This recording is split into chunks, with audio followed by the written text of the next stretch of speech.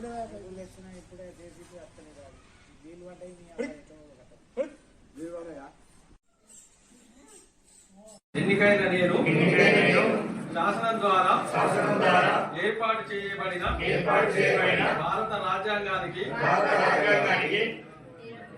నిజమైన విధేయత కలిగి ఉంటానని భారతదేశ సార్వభౌమత్వం మరియు ఏకత్వాన్ని కాపాడుతానని తెలంగాణ పంచాయతీరాజ్ చట్టం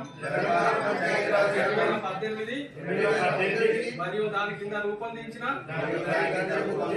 నియమావళి ప్రకారం నా విధులు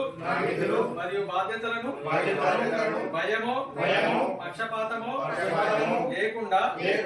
నిష్ఠతో మరియు నిజాయితీతో నిర్వహిస్తానని ప్రమాణం చేస్తున్నాను.